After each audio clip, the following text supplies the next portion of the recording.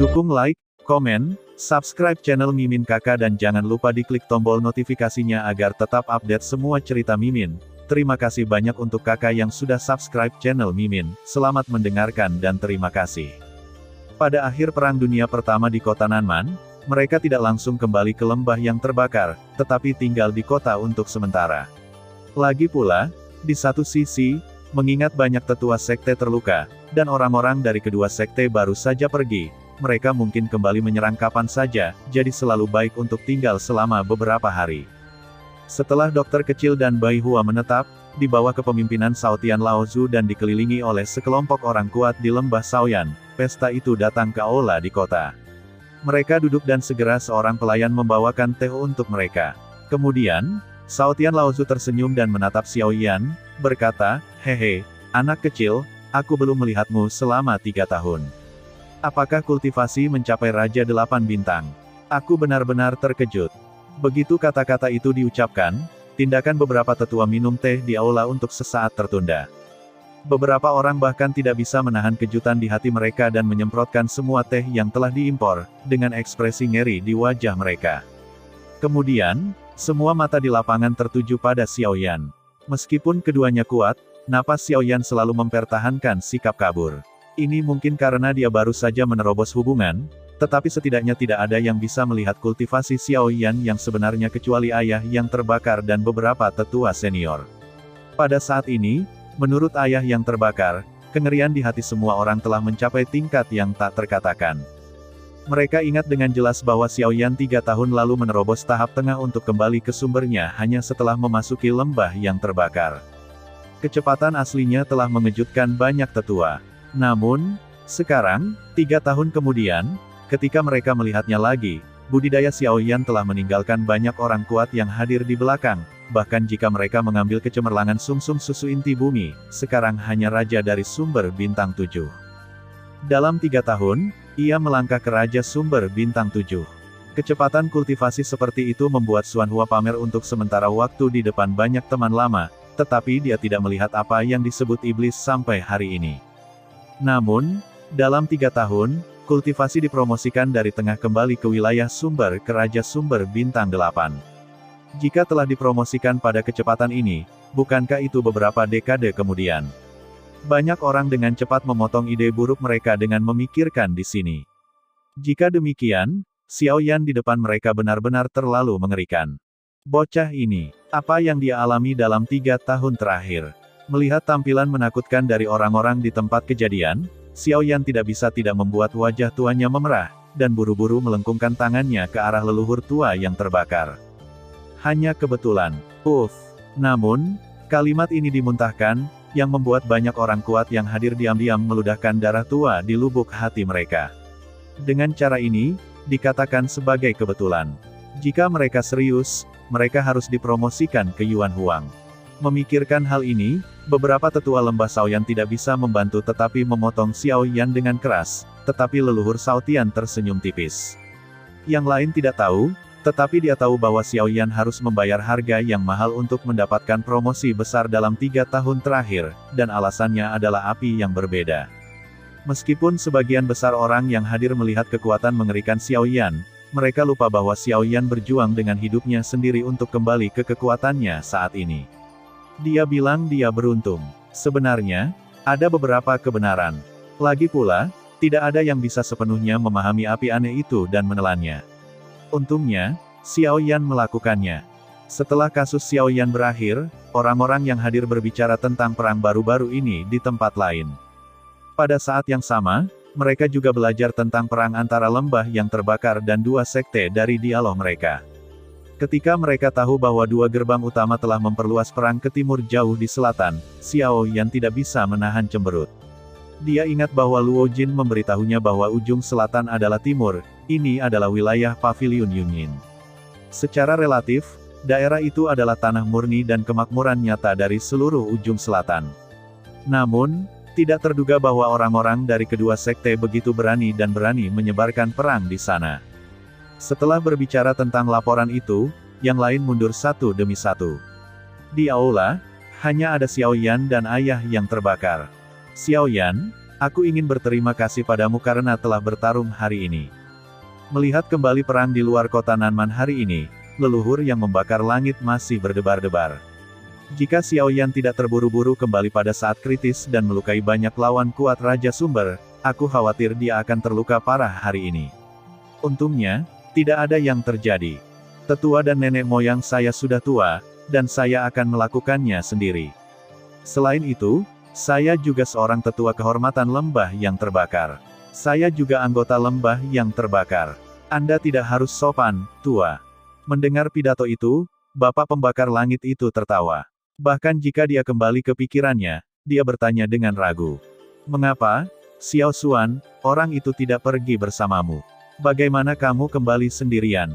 Mengacu pada Xiao Xuan, ekspresi Xiao Yan berubah. Kemudian dia menggambarkan apa yang terjadi dalam perjalanannya ke hutan Maple Api bersama Xiao Xuan. Setelah membakar langit, Lao Zhu mengetahui bahwa Xiao Mingyuan adalah orang yang mengambil Xiao Xuan, ekspresinya tidak berubah. Ini memberitahu Xiao Yan bahwa Xiao Mingyuan dapat menemukan mereka, alasannya adalah Xiao Mingyuan pernah datang ke lembah yang terbakar. Setelah menyadari bahwa Xiao Mingyuan tidak memiliki kebencian, leluhur yang membakar langit memberitahu mantan keberadaan Xiao Yan, tetapi tidak ingin membuat Xiao Xuan dibawa pergi olehnya. Tapi untungnya, selama Xiao Xuan baik-baik saja, tidak ada yang lain. Segera, Xiao Yan meninggalkan aula. Ketika dia meninggalkan pintu, dia berbalik dan melihat sosok Lianer. Melihat Lianer, Xiao Yan tiba-tiba menunjukkan senyum hangat. Dia tahu bahwa racun dalam tubuh yang terakhir seharusnya dikendalikan. Namun, gadis itu tercengang pada pandangan pertama ketika dia melihat Xiao Yan, dan kemudian bergegas ke pelukannya di mata Xiao Yan yang terkejut. Dia tidak melihatnya selama bertahun-tahun. Gadis kecil itu tidak hanya tidak melupakan Xiao Yan, kesan dan emosi yang mendalam dari mantan lebih dalam. Untuk waktu yang lama, Lianer dilepaskan dari pelukan Xiao Yan. Melihat orang yang lebih cantik di depannya, Xiao Yan tidak bisa menahan perasaan kasihan. Ketika gadis itu tumbuh dewasa, dia sudah menarik cinta orang. Saya pikir dia akan menjadi unik dan cantik di masa depan. Kemudian, di bawah kepemimpinan Lianer, Xiao Yan datang ke taman yang berbeda. Di halaman, Li Bingrui sedang duduk di meja batu sambil minum teh. Di sisi yang berlawanan adalah Bir putih. Meski lukanya belum sembuh, ia juga terlihat santai. Dia tahu bahwa wanita di depannya sulit untuk dihadapi, jadi meskipun dia terluka, dia masih menemaninya dengan wajah tersenyum. Sampai dia melihat Xiao Yan kembali pada saat ini, dia bisa bangun dengan sedikit usaha. Di halaman, Xiao Yan mengerutkan kening ketika dia melihat Bir putih yang bangun. Dia tahu bahwa yang terakhir terluka, tetapi bagaimana dia bisa duduk di sini seperti ini. Tetapi ketika Xiao Yan hanya ingin maju dan mengatakan sesuatu, dia memperhatikan pemandangan pohon Bir putih. Mata hati-hati yang terakhir pada Li Bingrui tidak pernah pindah. Dia tidak tahu apa tujuan wanita ini. Dia benar-benar tidak berani menghadapinya dengan sembarangan. Melihat ini, Xiao Yan tiba-tiba mengerti, melangkah maju beberapa langkah, tersenyum dan membantu Bai Hua masuk ke dalam rumah, dan kemudian memberitahu Bai Hua tentang hubungan antara wanita itu dan dirinya sendiri. Ketika Bai Hua mendengar bahwa Li Bingrui sebenarnya adalah murid Ye Honglian, ekspresi terkejut tiba-tiba muncul di wajahnya yang pucat, dan melirik Li Bingrui di luar pintu, tapi dia menemukan bahwa yang terakhir menatap mereka dengan wajah dingin. Hati Bai Hua tiba-tiba mendingin. Di bawah kenyamanan Xiao Yan, dia memulihkan keadaan pikirannya. Kemudian Xiao Yan bertemu Xiao Yixian lagi. Yang terakhir ini masih koma karena perang sebelumnya. Setelah eksplorasi Xiao Yan, dipastikan bahwa Xiao Yixian tidak sakit parah, tetapi terlalu lemah. Saya percaya itu akan segera baik-baik saja. Setelah menyerahkannya kepada Lianer, Xiao Yan keluar dari pintu dan menutup pintu dan berbalik dari saat itu, tapi tepat di mata Li Bingrui yang sangat dingin. Jangan mengira aku tidak akan membunuhmu jika kamu memiliki master. Ketika aku memiliki cukup pencapaian, aku akan membunuhmu sendiri. Mengabaikan mata dingin Li Bingrui, Xiao Yan berjalan maju perlahan dan menuangkan secangkir teh untuk dirinya sendiri. Mendengarkan kata-kata mantan, dia mengangguk dengan serius dan berkata, "Yah, aku akan menunggumu untuk membunuhku." 2 hari kemudian, Xiao Yan dan rombongannya serta orang-orang dari lembah yang terbakar kembali ke lembah yang terbakar. Pada hari-hari berikutnya, gesekan antara lembah yang terbakar dan dua sekolah anehnya berkurang. Setelah perang ini, kedua belah pihak tampaknya bertemu dan tidak lagi mengambil inisiatif, tetapi tetap pada wilayah mereka sendiri dan selalu waspada. Di bawah ketenangan yang aneh seperti itu, nama Xiao Yan hampir menyapu ujung selatan dengan kecepatan tinggi. Dalam Perang Dunia Pertama Kota Nanman, dua kekalahan dan mundur membuat nama Xiao Yan bergema di ujung selatan. Kekuatan satu orang mengejutkan dan mundur dari dua gerbang utama. Ada segala macam rumor di mana-mana, yang hampir memperdalam kebencian orang-orang dari dua gerbang utama terhadap Xiao Yan. Hari-hari di lembah yang terbakar cukup stabil, tetapi semua orang tahu bahwa semua ini hanyalah ketenangan sebelum badai. Dalam keadaan seperti itu, semua manajer senior mencoba yang terbaik untuk mempersiapkan diri. Mereka jelas tahu bahwa ketika kedamaian di depan mereka berakhir, arus bawah yang mengambang di bawah air akan marah. Pada saat itu akan menjadi waktu ketika cuaca di ujung selatan benar-benar berubah. Sampai saat itu, lembah yang terbakar dan dua perang berperang sepenuhnya, dan naik turunnya perang bahkan lebih sulit untuk diidentifikasi. Di aula utama, leluhur surga yang terbakar duduk di kursi utama. Selain para tetua Burning Valley, ada juga banyak orang kuat yang kemudian bergabung dengan komando Burning Valley. Xiao Yan juga duduk di aula dan duduk di sebelah sesepuh Li Chengsu. Secara umum, semua tamu yang duduk di posisi ini adalah tamu religius, tetapi tidak ada yang merasa berbeda ketika Xiao Yan duduk di sini, bahkan menerima begitu saja. Saya mendapat informasi kemarin bahwa dua departemen utama sedang memperbaiki yang kuat di sekte. Tampaknya mereka berniat mencari kesempatan untuk kembali. Jika mereka mencurahkan lagi lain kali, saya khawatir itu akan menjadi pertempuran yang menentukan. Mereka ingin meratakan lembahku yang terbakar dalam satu gerakan.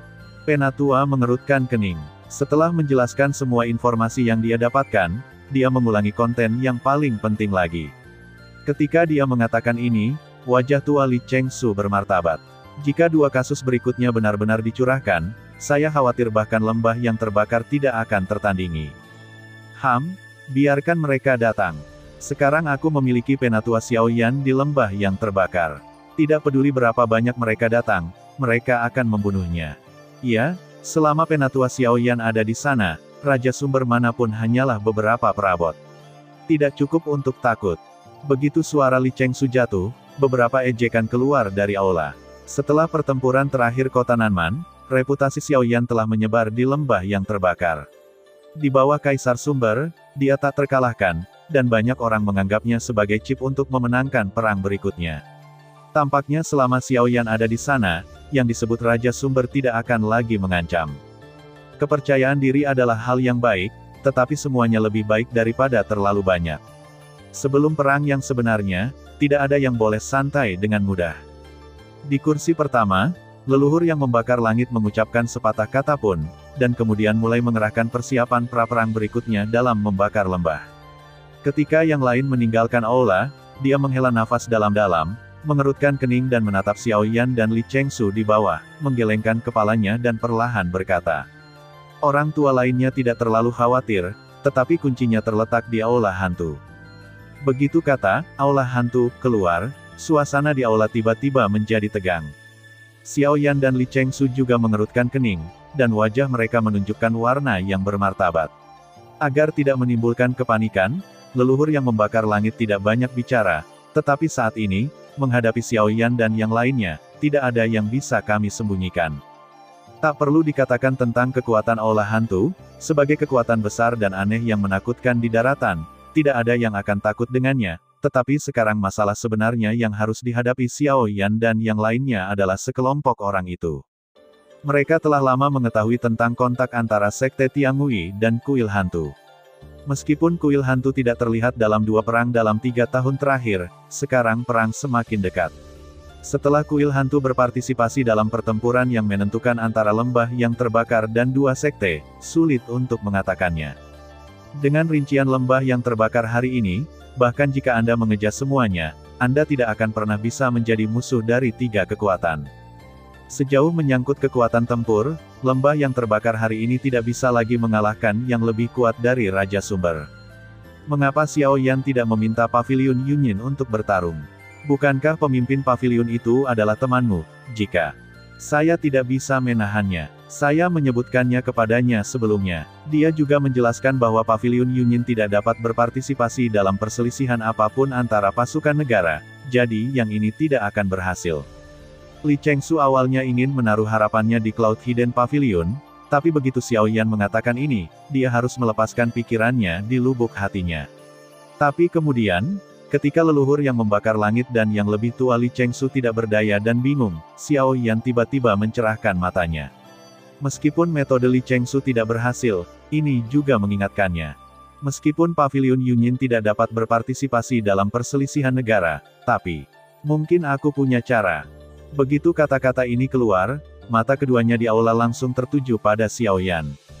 Keesokan harinya, setelah menginstruksikan Xiao Yixian dan yang lainnya, Xiao Yan meninggalkan lembah yang terbakar sendirian dan dengan cepat terbang ke barat laut. Li Bingrui ingin mengikuti, tetapi Lianer menghentikannya dan bergaul dengannya selama beberapa hari. Anehnya, Li Bingrui memiliki kelembutan untuk Nizi Dao ini. Ketika mereka bergaul, mereka dapat melihat senyum langka di pipi dingin Li Bingrui yang tetap tidak berubah selama ribuan tahun. Dibandingkan dengan masa lalu, Xiao Yan bergegas ke perbatasan barat daya lebih cepat kali ini. Hanya dalam beberapa hari, tubuh Xiao Yan muncul di kota Liuchang yang mereka lewati saat mereka bergegas ke ujung selatan. Setelah mengobrol singkat dengan lelaki tua dari keluarga Liu, Xiao Yan terus bergegas ke perbatasan barat daya. Kali ini, tujuan Xiao Yan adalah kota kuno yang liar. Melihat punggung Xiao Yan setelah dia pergi, mata tua Liu Ya yang berlumpur sangat menyesal. Dia tidak mengambil kesempatan untuk berteman dengannya di awal. Siapa yang mengira bahwa Xiao Yan telah tumbuh menjadi situasi seperti itu hanya dalam 3 tahun, dan bahkan memiliki hubungan dengan kekuatan yang pernah terkuat di ujung selatan, Lembah Fenyan. Iya, itu, Lembah Fenyan hari ini, di bawah penindasan bersama dari 2 sekte besar, informasi orang dalam sudah jauh lebih buruk dari sebelumnya. Tampaknya telah jatuh dari posisi penguasa di ujung selatan. Namun, unta yang kurus lebih besar dari kuda. Terlebih lagi, sekarang keduanya belum bertarung dalam pertempuran yang menentukan dengan lembah yang terbakar, dan semuanya tidak diketahui. Karena itu, belum terlambat untuk memilih mengantre sekarang. Panjang umur, sepertinya sudah waktunya bagi keluarga Liu saya untuk memilih. Ketika Xiao Yan meninggalkan Liu Changcheng, hanya dalam beberapa jam, kota kuno yang dulu dikenalnya muncul di hatinya lagi. Kota kuno yang liar ada di sini. Ketika saya datang ke kota kuno yang liar, wajah-wajah yang akrab itu keluar dari pikiran Xiao Yan tanpa sadar. Sekarang ketika saya memikirkannya, saya merasa bahwa segala sesuatunya benar dan orang-orang salah. Sesaat kemudian, tubuh Xiao Yan sudah berada di luar guild pemurnian obat. Meskipun dia belum memasukinya, dengan kekuatan jiwa besar hari ini, Xiao Yan dengan jelas mendeteksi 2 bau yang sangat familiar, yang dimiliki oleh Guli dan fosfor merah. Setelah bertahun-tahun tidak bertemu satu sama lain, pencapaian mereka telah mencapai tingkat mengubah wilayah sumber. Dapat dikatakan bahwa mereka tidak lemah di perbatasan barat daya. Tentu saja, yang mereka banggakan adalah keterampilan memurnikan obat mereka. Sekarang kedua orang ini tampaknya telah menjadi penyuling obat tingkat keempat. Tidak ada perselisihan di kota. Selama bertahun-tahun, asosiasi penyulingan obat telah terorganisir dengan baik. Pada saat ini, Xiao Yan melakukan eksplorasi sederhana. Ada 2 dukun tingkat keempat di guild, dan ada beberapa dukun tingkat ketiga.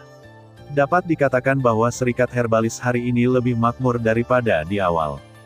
Sementara Xiao Yan mendeteksi napas mereka di guild, Guli dan fosfor merah juga memperhatikan jejak yang sama. Tentu saja, jika Xiao Yan sengaja menyembunyikannya, mereka tidak akan bisa menemukannya, tapi itu tidak perlu. Saya tidak tahu tetua mana yang datang ke serikat herbalis kami. Saya terlambat. Saya harap Anda akan memaafkan saya. Kemudian, di luar guild, beberapa sosok muncul di depan Xiao Yan satu demi satu di jalan. Begitu mereka muncul, mereka membungkuk hormat kepada orang-orang di depan mereka. Adegan ini juga membuat semua pejalan kaki di jalan melihatnya. Orang-orang yang muncul di jalan pada saat ini adalah sosok langka dari serikat penyulingan obat, tapi saya tidak berharap untuk muncul bersama saat ini dan mengenakan postur yang rendah hati ini, yang tidak bisa tidak membuat mata orang-orang fokus pada pria muda berbaju hitam yang berdiri di depan mereka dalam sekejap. Hehe, 2 presiden, aku belum melihatmu selama bertahun-tahun. Bagaimana kabarmu baru-baru ini? Segera, tawa jelas yang tidak bisa dijelaskan terdengar di telinga Guli. Pada awalnya, suara itu mengejutkan mereka, tetapi kemudian, di kedalaman pikiran mereka, sosok yang tidak bisa mereka lupakan muncul dengan tenang. Pada saat yang sama, kedua presiden mengangkat kepala mereka perlahan dengan gemetar, dan kemudian wajah yang akrab, artinya, mereka perlahan-lahan cocok dengan sosok di pikiran mereka saat ini. Kamu, Xiao Yan. Presiden Guli, apakah semuanya baik-baik saja dalam beberapa tahun terakhir? Xiao Yan tersenyum hangat, berjalan maju 2 langkah dan membelai dengan lengan bajunya yang besar. Beberapa orang di depannya dibantu oleh kekuatan tak terlihat. Tiba-tiba, ekspresi di mata beberapa orang yang hadir berubah. Hahaha, bagus, semuanya baik-baik saja. Kaulah yang belum kembali mengunjungi kami sejak dia pergi. Kupikir kau lupa 2 tulang tua kita. Melihat bahwa orang di depannya adalah Xiao Yan, kedua tetua tidak bisa membantu tetapi menunjukkan ekspresi terkejut. Mereka jauh lebih bersemangat saat berbicara. 2 di belakang mereka terkejut ketika mereka melihat Xiao Yan muda di depan mereka. Mereka sering mendengar kedua presiden menyebutkan bahwa Xiao Yan, yang sekarang terkenal di wilayah selatan, adalah kepala penyulingan dari asosiasi penyulingan obat mereka. Mereka masih tidak percaya, tetapi sekarang ketika mereka melihatnya, mereka tidak dapat membantu, menjadi curiga. Mendengarkan kata-kata 2 di depannya, Xiao Yan harus tersenyum. Sejujurnya, sejak dia kembali ke wilayah selatan, dia telah terjerat dalam berbagai hal. Bahkan sekarang dia kembali ke kota kuno yang liar, dia masih datang untuk membakar lembah Yan dan 2 perang, yang tidak bisa dijelaskan oleh Xiao Yan. Setelah beberapa saat bernostalgia antara kedua belah pihak, kedua tetua awalnya ingin meminta Guild Xiao Yanjin untuk berbicara secara detail, tetapi Xiao Yan menolak. Ketika mereka melihat ekspresi tak berdaya di wajah Xiao Yan, mereka merasa lega. Lagi pula, mereka juga mendengar banyak tentang membakar Yangu. Mereka tidak berada di biro, jadi sulit untuk memahami artinya. Jika mereka mengatakan sesuatu yang dipaksakan, itu akan buruk bagi mereka. Setelah mengucapkan selamat tinggal kepada kedua tetua, Xiao Yan pergi ke paviliun Yunyin untuk bertemu dengan Xuan Lao lagi. Setelah nostalgia sederhana, Xiao Yan datang ke tujuan akhir dari perjalanan ini ke kota kuno yang liar, halaman di selatan kota. Ini dulunya adalah tempat tinggal sementara Luo Ao. Meskipun Luo Ao sekarang telah kembali ke wilayah tengah, beberapa orang masih tinggal di sini, atau dunia lain. Klan Senling. Meskipun Luo Ao pergi, tidak mungkin untuk membawa mereka pergi. Keluarga Senling telah menghindari dunia selama bertahun-tahun dan tidak akan dengan mudah kembali ke wilayah tengah. Dengan kartu giok di tangannya, Xiao Yan membuka pintu masuk ke dunia roh lagi. Segera, dia mengangkat kakinya dan melangkah masuk. Di dunia yang luas, ketika kehampaan tiba-tiba terdistorsi, pepohonan hijau di kedalaman pegunungan dan hutan juga langsung menyadari perubahan di sini. Ketika Luo Ao pergi, dia dengan jelas memberitahunya tentang waktu untuk kembali lain kali, tetapi sekarang terlalu dini, dan nafas itu sepertinya bukan milik Luo Ao yang dia kenal dengan baik, jadi. Serangan musuh. Selain Luo Ao yang memegang kartu giok khusus yang bisa memasuki dunia roh, tidak ada yang bisa memasuki dunia rohnya dengan mudah. Selain itu, satu-satunya cara adalah campur tangan secara paksa, yang menunjukkan bahwa itu adalah orang kuat dari luar yang menemukan keluarga rohnya, yang dimaksudkan untuk menyerang. Saat hatinya kaget dan wajahnya berubah drastis, Aoki dengan cepat mengirimkan sinyal. Kemudian, di kedalaman dunia roh, beberapa sinar cahaya naik ke langit, dan satu persatu, ada 32 pilar cahaya yang berdiri di antara langit dan bumi. Itu adalah 32 penjaga roh dari keluarga roh.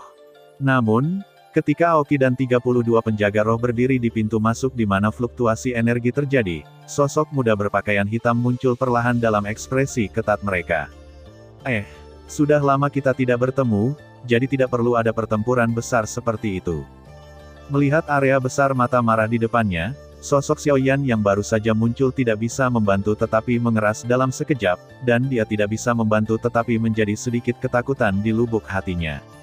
Kemudian dia tersenyum dan memasang ekspresi polos, tetapi pemandangan ini mengubah semua orang Senling yang hadir menjadi batu dalam sekejap. Di dunia roh, sekelompok besar orang memandang Xiao Yan, yang tidak bersalah di depannya.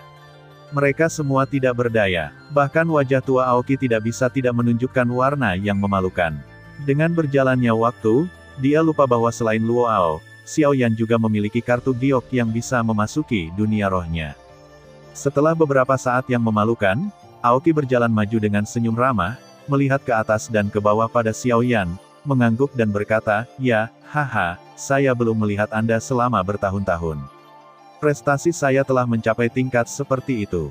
Wajar untuk melihat pencapaian Raja Xiaoyan Baxingyuan secara sekilas berdasarkan pencapaian Kingmu sekarang. Dengan prestasi seperti itu di usia seperti itu bisa disebut sangat kuat di kalangan generasi muda." Setelah beberapa lelucon sopan, Xiaoyan melihat penampilan King Feng yang bersemangat di kehampaan tidak jauh. Jelas, dia lebih percaya pada hasil sebenarnya daripada kebanggaan Aoki. Hei, jika kamu tidak bertarung, biarkan aku melihat seberapa kuat kamu sekarang. Aku akan berjamur setelah bertahun-tahun berkultivasi yang membosankan. Melihat King Feng seperti ini, Kingmu menggelengkan kepalanya dan tersenyum. Dia tidak bermaksud untuk membantah. Sebagai gantinya, dia menoleh dan mengembalikan opsi itu kepada Xiao Yan. Dengan kekuatan yang terakhir, dia bukan lagi anak bodoh di awal. Dia secara alami memiliki keputusan sendiri apakah akan bertarung atau tidak. Terlebih lagi, untuk keluarga Shenling hari ini, dia tidak ingin terikat oleh aturan Taiduo. Lagi pula, adapun yang kuat, hanya dalam pertempuran terus-menerus kita dapat memperoleh lebih banyak hasil kultivasi. Kultivasi yang tidak bergerak bukanlah cara yang baik untuk menjadi yang kuat, kami juga tidak dapat melindungi keluarga besar yang berpartisipasi untuknya. Melihat ini, Xiao Yan mengerutkan mulutnya dan tersenyum. Dia tidak sopan segera, jari-jari kakinya dengan lembut menyentuh tanah, dan bentuk tubuhnya melayang di udara. Dia perlahan mengulurkan tangan kanannya dan membuat isyarat undangan. "Anak baik, aku sopan pada tuan rumahku. Kamu sopan, tapi aku tidak sopan. Hati-hati." King Feng tertawa, hatinya bergerak, dan sumber gas di tubuhnya melonjak dengan cepat. Pada saat yang sama, bentuk tubuhnya muncul di depan Xiao Yan dalam sekejap. Begitu telapak tangannya dibalik, sumber gas hijau dan tebal di telapak tangannya segera mengembun menjadi satu telapak tangan dan meledak di Xiao Yan. Wajah Xiao Yan tidak berubah. Dia melihat telapak tangan di depannya. Ketika langkahnya berubah, tubuhnya sedikit miring. Telapak tangan King Feng lewat di depan Xiao Yan. Kemudian saat berikutnya, tangan yang lain meraih kembali, menekuk kelima jarinya dan bergegas ke dada Xiao Yan. Namun, ketika telapak tangan King Feng melewati tubuh Xiao Yan, tidak hanya yang pertama, tetapi juga orang-orang Shenling lainnya yang hadir, dan bahkan Kingmu saat ini, ekspresi wajahnya berubah dalam sekejap. Bahkan Kingmu tidak tahan dikejutkan dengan kecepatan yang begitu cepat, dan dia berpikir sendiri. Jika demikian, berapa banyak peluang dia bisa menang dibandingkan dengan Xiao Yan?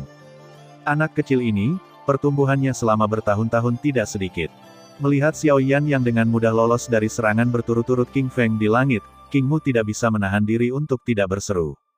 Pada saat yang sama, King Feng membalikkan tubuhnya lagi dan menatap Xiao Yan tidak jauh di belakangnya. Dia tertawa. Ketika tubuhnya bergegas, tangan kanannya tiba-tiba melambai, dan cahaya hijau zamrud di matanya tiba-tiba muncul. Kemudian, ketika Kingmu datang ke Xiao Yan, tanah di bawah tiba-tiba retak, dan tanaman merambat hijau dengan cepat menyebar ke langit. Dalam sekejap mata, mereka berubah menjadi jerat dan mengepung Xiao Yan.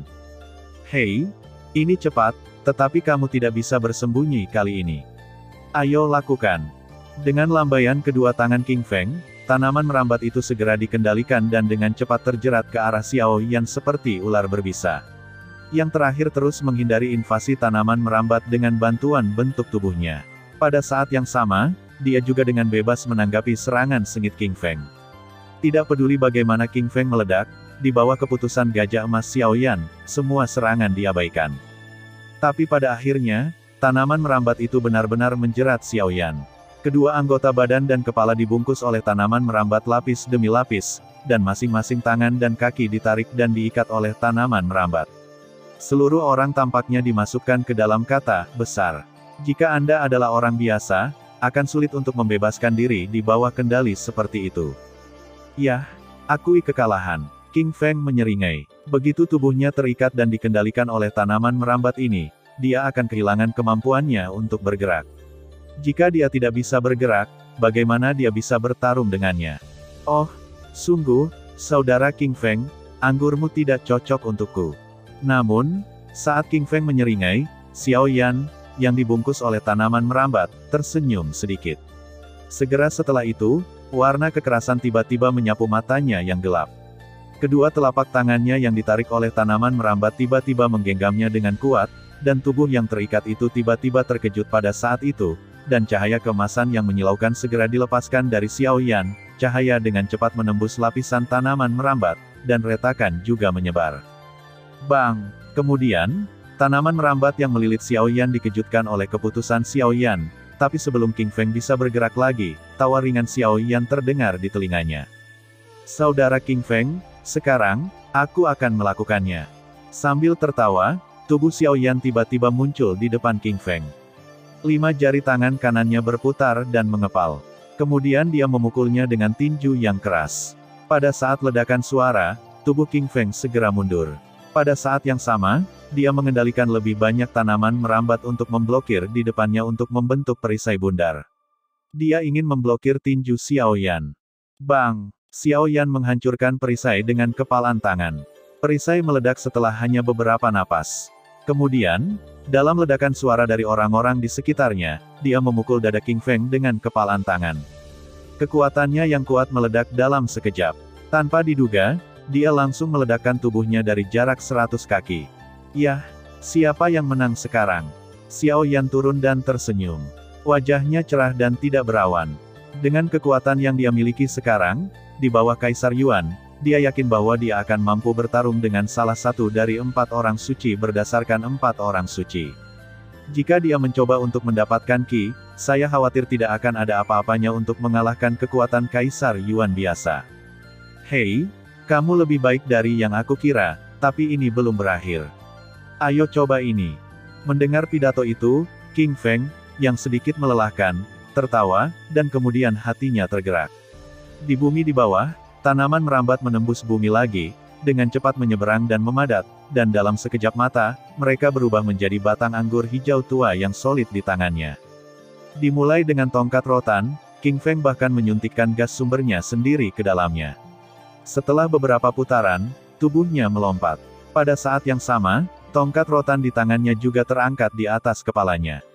Setelah raungan panjang, dia langsung jatuh. Xiao Yan, makan aku, tongkat Feris.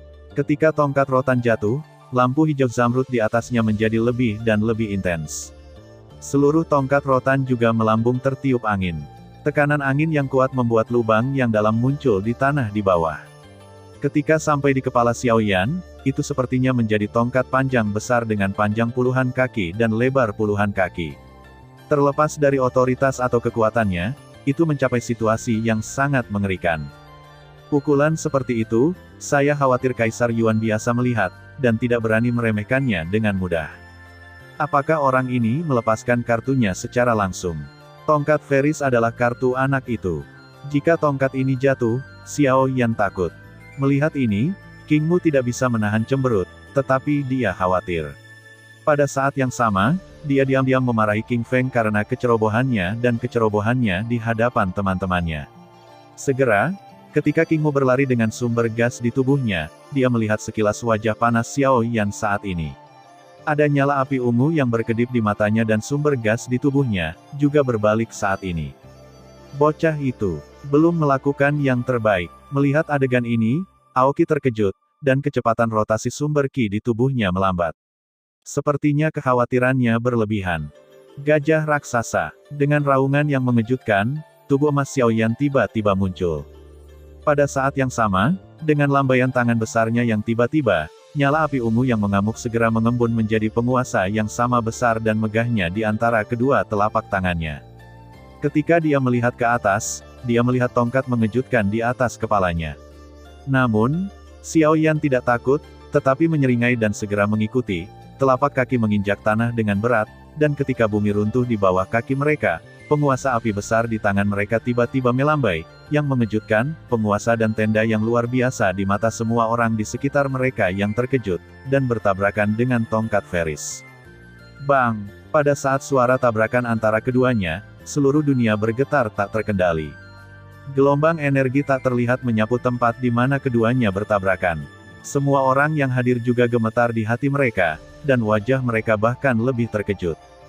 Hanya beberapa menit kemudian, orang-orang yang hadir bahkan lebih tidak bisa dipercaya untuk melihat bahwa di bawah suhu tinggi yang mengerikan dari nyala api yang besar, tongkat Ferris perlahan terbelah oleh api yang mengamuk.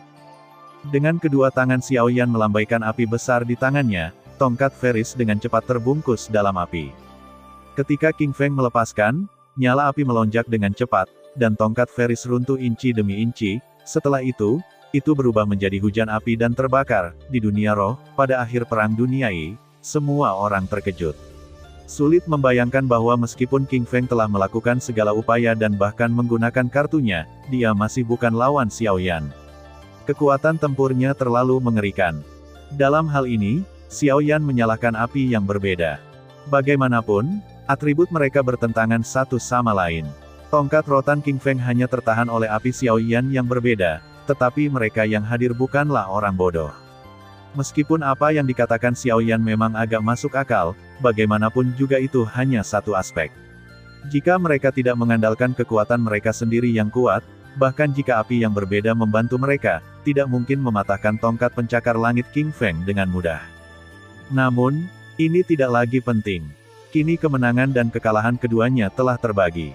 Yang harus didiskusikan selanjutnya adalah kedatangan Xiaoyan ke dunia roh lagi. Jauh di dalam hutan pegunungan, di depan kabin dengan lingkungan yang sama, Xiaoyan dan King Mu duduk berhadapan.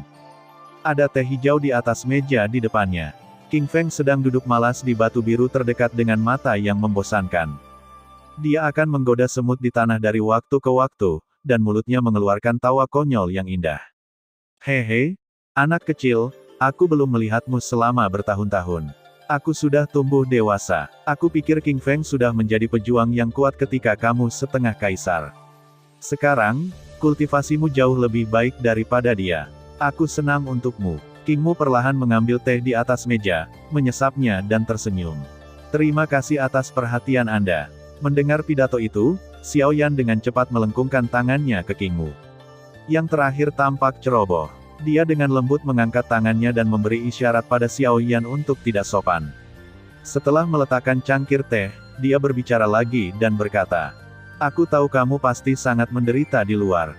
Tidak mudah menukar kekuatanmu. Tentu saja, darah dan keringat yang harus kamu bayar tidak sebanding dengan orang biasa, tetapi aku juga percaya bahwa kamu harus kembali ke melihatku dan yang lain kali ini bukan hanya untuk mengejar masa lalu."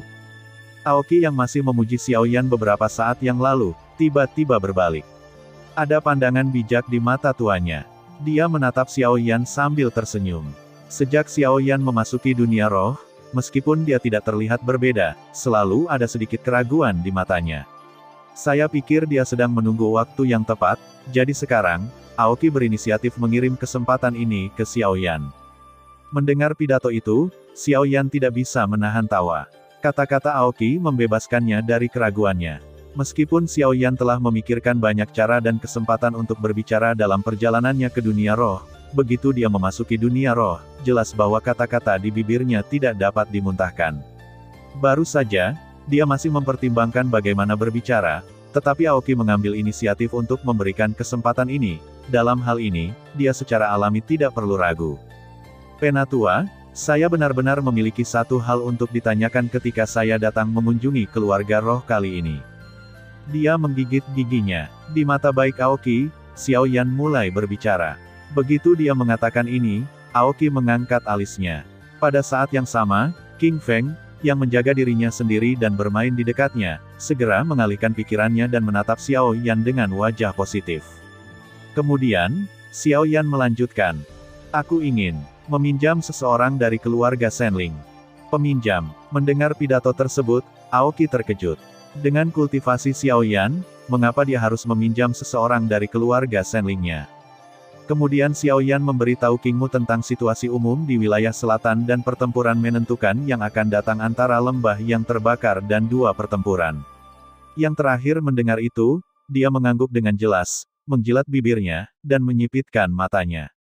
Jadi begitu. Di saat yang sama, jari-jari Aoki mau tak mau mengetuk meja. Tampaknya dia sedang mempertimbangkan kelayakan masalah ini. Xiaoyan penuh dengan desahan. Dia tahu bahwa alasan mengapa orang-orang Sandling tinggal di dunia Sandling ini adalah untuk menjauh dari kebisingan masa-masa sulit di luar dan membiarkan mereka karena kata-kata mereka sendiri, mempertaruhkan risiko mengekspos seluruh keluarga Sandling untuk mendukung lembah yang terbakar. Ini benar-benar sedikit tidak praktis, tetapi meskipun dia tahu itu mungkin hasil seperti itu, Xiao Yan masih berharap untuk mencobanya. Pemimpin klan, permisi. Kakak Xiao Yan telah membantu klan Sandling saya. Dia dapat dikatakan sebagai dermawan penyelamat klan saya. Terlebih lagi, klan Sandling saya telah benar-benar menghindari dunia terlalu lama. Alih-alih bersembunyi seperti ini, saya pikir lebih baik untuk bertarung. Bahkan jika identitas klan saya terungkap pada waktu itu, beritahu dunia bahwa klan saya Sandling tidak mudah diprovokasi. Selain itu, King Feng melangkah maju dan membujuk King Mu dengan wajah menantang. Dia juga memiliki perasaan yang mendalam untuk Xiao Yan. Jika dia bisa, dia tidak akan pernah tinggal diam. Apalagi dia sudah lama mendambakan dunia luar. Melihat King Feng seperti ini, Xiao Yan juga berinisiatif untuk memandang King Feng dengan penuh rasa terima kasih. Mereka saling tersenyum dan memfokuskan mata mereka pada King Mu. Sepertinya mereka sedang menunggu keputusannya. Hei, nak, untuk meyakinkanku, aku berkata begitu banyak. Kenapa? Kapan aku mengatakan aku akan menolak? Xiao Yan adalah dermawanku dari klan roh. Aku mengingat ini lebih baik darimu. Aku tidak bisa membantu orang lain, tapi selama Xiao Yan berbicara, aku harus maju. Kemudian, King Mu memutar mulutnya, tersenyum dan memarahi dengan marah. Melihat ini, Xiao Yan berdua tertawa bahagia. Xiao Yan buru-buru bangkit dan membungkuk pada King Mu di depannya. Pria tua itu dengan lembut melambaikan jubah lengan bajunya, berdiri perlahan dari kursinya, memandang gunung dan hutan di kejauhan, dan berkata perlahan. Setelah bertahun-tahun, ini juga saatnya bagi orang-orang di luar untuk mengetahui bahwa ada Sandling saya, keluarga di benua ini. Setelah itu, Xiao Yan dan King Feng tersenyum lagi. Yang pertama tidak bisa membantu tetapi menarik napas panjang. Tujuan terbesar dari perjalanan ini telah berhasil diselesaikan. Lalu, tinggal menunggu kumpulnya orang. Mungkin sudah waktunya bersiap-siap untuk kembali. Atas undangan Xiao Yan, King Mu berjanji untuk meminjamkan 32 penjaga roh dari klan Sandling kepadanya untuk saat ini. Tetapi King Mu, sebagai penjaga terakhir dari klan Sandling, tidak dapat bertindak terlalu jauh, selatan dengan dia.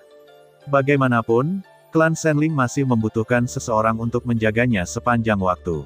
Jika dia bisa meminjamkan 32 penjaga roh kepadanya, itu bisa dianggap sebagai kebaikan dan kebenaran terbaik. Xiao Yan secara alami tidak puas dengan ini. 32 penjaga roh dari keluarga Sandling telah mencapai alam Raja Sumber. Banyak dari mereka adalah Raja Sumber tingkat tinggi. Tim yang begitu besar, ditempatkan di masa lalu, tetapi lebih dari setengah kekuatan yang dapat menyapu ujung selatan yang ekstrim dapat meminjamkannya kepadanya. Mengapa Anda tidak puas? Sudah terlambat untuk bersemangat. Setelah meminjam seseorang, Xiao Yan secara alami harus kembali. Saya percaya bahwa dengan bantuan 32 penjaga roh keluarga Sandling, kekuatan keseluruhan lembah yang terbakar dan dua perang akan sangat meningkat. Pada saat itu, bahkan jika orang-orang di aula hantu maju, tekanannya akan sangat berkurang.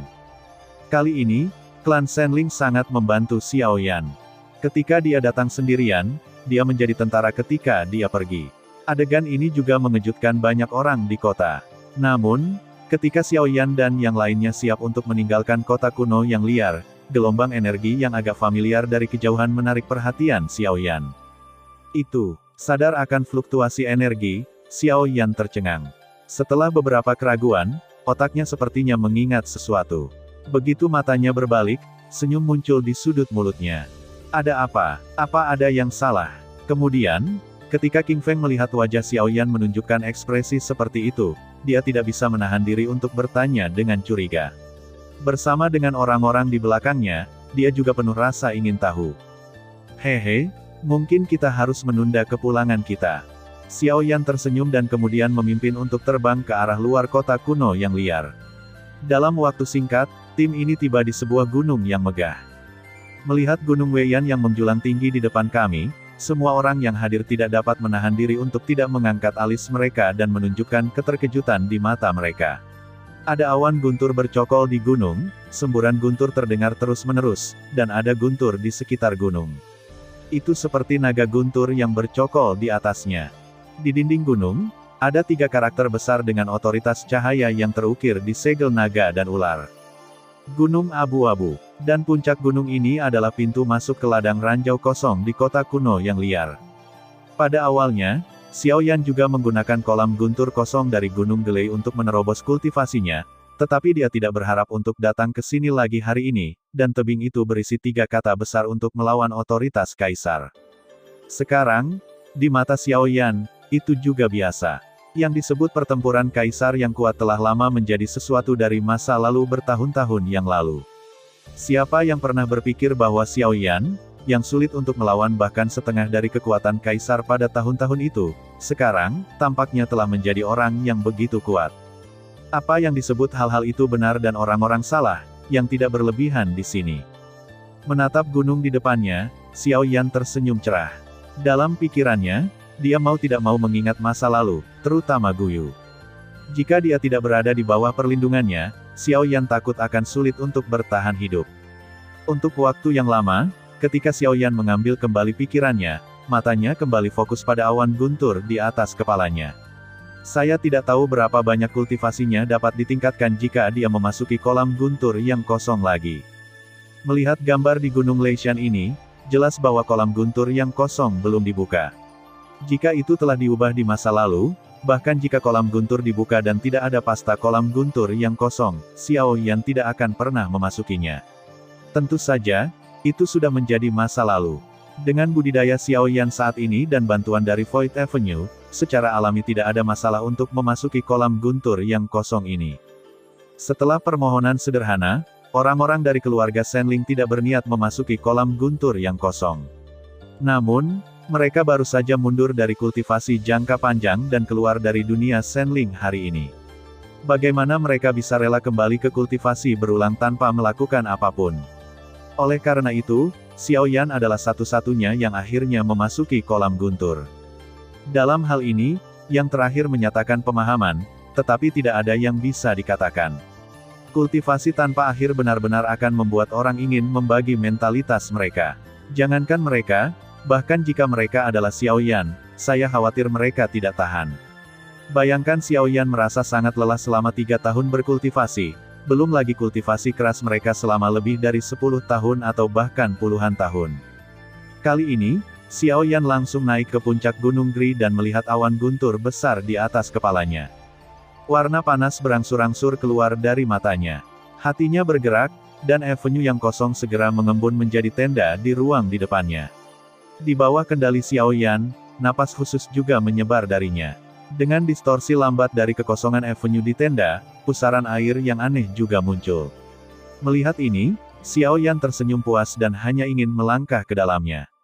Namun, saat berikutnya, kecelakaan terjadi tiba-tiba.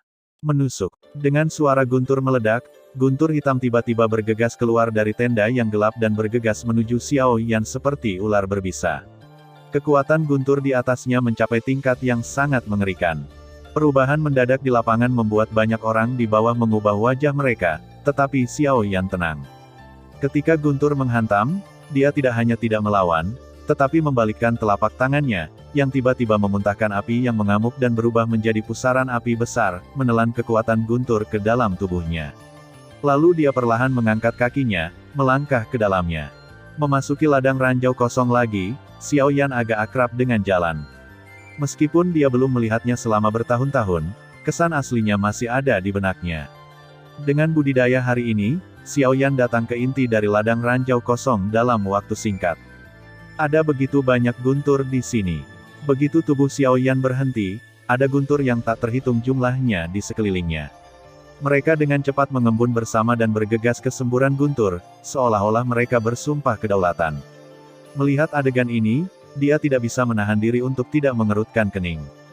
Guntur ini baik-baik saja, tetapi jika mereka bergegas ke depan, dia tidak dapat menyelesaikannya dengan mudah. Kemudian Xiao Yan menekuk jarinya dan menjentikkan. Dengan cahaya yang bersinar, tubuh Raja Utara muncul di depannya secara instan, dan bagian depan memblokir dampak dahsyat dari kekuatan guntur. Dari sudut pandang Xiao Yan saat ini, semua guntur yang datang dari depan seperti tenggelam ke dalam jurang yang tak berdasar. Pada saat menyentuh tubuh Raja Utara, itu secara paksa diserap ke dalam Raja Utara. Kemudian, setelah permukaan tubuhnya sedikit berkedip, itu disempurnakan olehnya. Apa yang disebut kekuatan guntur tidak layak disebutkan di depan Raja Utara. Tanpa mengurus Raja Utara, Xiaoyan menemukan tempat duduk sesuka hati.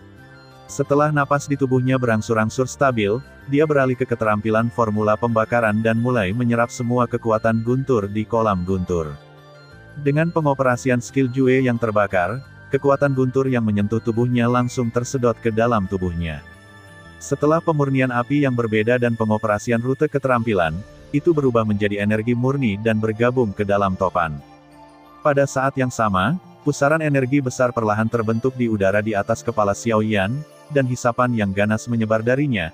Dia mulai melahap kekuatan guntur di kolam guntur dengan gila, dan di bawah melahap dan pemurnian yang terus-menerus, Xiao napas Yan berangsur-angsur naik, sementara Xiaoyan memasuki ladang ranjau, kekacauan akan segera terjadi di dunia luar. Di ujung selatan, di sekte boneka surgawi, kepala boneka bersandar di kursi utama. Jari telunjuk tangan kanannya dengan lembut memukul pegangan, dan pikiran di benaknya terus berputar. Dalam setengah bulan, mengandalkan dukungan Pil, semua orang kuat dari sekte yang terluka parah oleh Xiaoyan pulih, dan semua orang kuat yang dikirim dipindahkan kembali ke sekte tersebut. Semua orang sedang menunggu hari pertempuran yang menentukan dengan lembah yang terbakar. Jie, sang patriark sedang dalam suasana hati yang baik. Dia masih beristirahat di sini. Apakah kamu tidak akan bertarung melawan lembah yang terbakar? Di aula kosong, tawa aneh tiba-tiba terdengar. Boneka Ren mengangkat kelopak matanya dengan lembut. Dia melihat kabut hitam terbang melalui aula. Tawa itu begitu suram sehingga orang-orang ingin muntah. Sepasang mata merah darah di kabut hitam membuat orang kedinginan. Namun, dia telah terbiasa dengan adegan ini dalam beberapa tahun terakhir. Bahkan jika yang terakhir muncul di depannya, tidak ada yang perlu dikhawatirkan. Aku tidak bisa melakukannya. Tidak bisakah kamu melihat bahwa kali ini, untuk sepenuhnya menghilangkan kekuatan membakar lembah di ujung selatan, aku telah memanggil kembali semua sekte kuat yang dikirim sebelumnya. Dapat dikatakan bahwa semuanya baik-baik saja, siap. Satu-satunya hal yang masih buruk adalah respon dari binatang dari gerbang One Scorpion. Duduk, Ren Gui mengusap wajahnya untuk membuat dirinya lebih sadar. Ketika kata-kata di mulutnya menyebutkan sekte One Scorpion, matanya hanya bisa memancarkan warna gelap. Sejak Perang Dunia I terakhir, meskipun kedua sekte bertemu, mereka tampak acuh tak acuh di permukaan. Sekte One Scorpion juga setuju dengan sekte Tian Pupetnya, tetapi sampai sekarang, Gunung Scorpion masih belum memiliki respons yang akurat. Jadi, kupikir kamu bisa menambahkan satu syarat lagi yang kamu janjikan padaku. Kamu mau 1 inci. Begitu suara Ren Gui jatuh, kabut hitam datang kepadanya seperti hantu. Sepasang mata merah menatapnya, dan niat membunuh tidak disembunyikan sama sekali. Tidak terlalu banyak untuk membunuh Gunung Kalajengking bagiku. Mengabaikan niat membunuh di mata orang-orang di depannya, boneka Ren mendengus dingin dan berkata perlahan dengan suara yang sedikit rendah. Jie, itu urusanmu. Kami hanya menjanjikanmu susu tubuh geosentris. Setelah memberantas lembah yang terbakar, kami mendapatkan Xiaoyan, dan kamu mendapatkan susu tubuh geosentris yang kamu inginkan. Adapun yang lain, kami tidak bertanggung jawab. Mendengar pidato itu, ada ledakan tawa menghina di kabut hitam. Ketika kata-kata itu diperkenalkan ke telinga Ren, wajah Ren tiba-tiba menjadi biru besi, dan setengah dari wajahnya berkedut tak terkendali. Dia hanya ingin menjelaskan, tetapi kemudian, kata-kata yang dilontarkan oleh orang di depannya membuat tubuhnya langsung menegang. Ingat, beritahu aku kondisi aula hantu. Kamu tidak pantas mendapatkannya. Melihat boneka Ren tidak lagi bergerak, sosok yang diselimuti kabut hitam tiba-tiba mengeluarkan senyum aneh, dan sosok itu perlahan-lahan menjauh. Ketika sosok seperti hantu itu benar-benar menghilang, hanya ada boneka Ren dengan wajah jelek dan suara cibiran bergema di aula. Di luar kota kuno yang liar, di Gunung Gri, di ladang ranjau yang kosong. Jauh di dalam kolam guntur, ketika Xiaoyan memurnikan kekuatan guntur terakhir yang diserap oleh formula yang terbakar ke dalam tubuhnya, sepasang mata tertutup perlahan terbuka. Sudut bibirnya menggambarkan senyum puas. Setelah periode menelan gila ini, kekuatan guntur telah disempurnakan menjadi energi murni di tubuhnya, dan Xiao Yan mengambil ini untuk menerobos kultivasinya lagi. Sampai sekarang, kultivasinya telah melangkah ke puncak Raja Sumber, yang hanya berjarak satu langkah dari wilayah besar Raja Sumber. Merasakan kekuatan yang melimpah di tubuhnya, Xiao Yan tidak bisa menahan senyum sedih, dan kemudian ingin bangun. Namun, pada saat Xiao Yan melihat ke atas, pemandangan di depannya membuatnya segera berhenti, dan ekspresi wajahnya berangsur-angsur berubah menjadi terkejut. Melihat sekeliling, tidak ada lagi guntur di kolam guntur kosong yang awalnya diisi dengan kekuatan guntur. Setelah beberapa eksplorasi dengan kekuatan jiwa, Xiao Yan tercengang menemukan bahwa kekuatan guntur di kolam guntur telah sepenuhnya diserap. Apa yang disebut ladang ranjau kosong ini tampaknya telah menjadi ruang hampa. Pasti tidak mungkin untuk terus menghasilkan kekuatan guntur di sini selama bertahun-tahun di masa depan, tetapi orang-orang yang menyebabkan semua ini sekarang berpikir untuk pergi dari sini. Sedikit malu, Xiao Yan menyentuh hidungnya. Kemudian dia melihat Raja Utara. Ketika matanya tertuju pada yang terakhir, matanya tiba-tiba berubah. Saya khawatir Raja Utara yang menyerap kekuatan guntur di kolam guntur yang kosong sampai kelelahan. Pada saat ini, setelah menyerap kekuatan guntur yang menempel di permukaan tubuh menjadi lebih kuat dan lebih mendominasi. Tubuh ungu dari seluruh tubuh memiliki kilau yang lebih dalam, dan rune guntur muncul di seluruh tubuh. Ketika Anda perhatikan baik-baik, rune itu berputar seperti makhluk hidup, dan yang paling mengejutkan Xiao Yan adalah bahwa di tengah alis Beiwang saat ini, ada 5 sisik naga perak lagi. Xiao Yan terkejut dengan perubahan Raja Utara. Memang benar bahwa tubuh Raja Utara berasal dari keluarga naga kuno Taiksu. Sebelum kematiannya, dia memang memiliki sisik naga, tetapi setelah disempurnakan dengan api yang berbeda, sisik naga telah melebur menjadi satu tubuh. Sekarang tubuhnya seharusnya mulus, tetapi munculnya sisik naga sepertinya mengkonfirmasi sesuatu. Namun, tidak diragukan lagi bahwa kekuatan Raja Utara telah meningkat pesat setelah memasuki kolam guntur kali ini. Saat ini, prestise yang dibawa oleh kekuatan guntur pada Raja Utara bahkan membuat Xiao Yan kagum. Tidak ada keraguan bahwa Raja Utara hari ini pasti telah melangkah ke Kaisar Sumber, dan ini adalah kegembiraan yang tak terduga. Tentu saja, yang membuat Xiao Yan merasa tidak enak adalah kekuatan guntur di kolam guntur yang kosong. Saya tidak tahu berapa tahun tabungan, tetapi sekarang saya telah membuat pakaian pernikahan untuk Xiao Yan. Jika orang-orang di kota kuno yang liar mengetahuinya, saya khawatir mereka ingin mengupas kulitnya. Keluar dari kolam guntur yang kosong, King Feng dan yang lainnya sudah lama tidak sabar. Untuk ini, Xiao Yan harus tersenyum. Dalam sekejap mata, dia melihat 3 kata besar, Glay Mountain, yang berisi otoritas kaisar.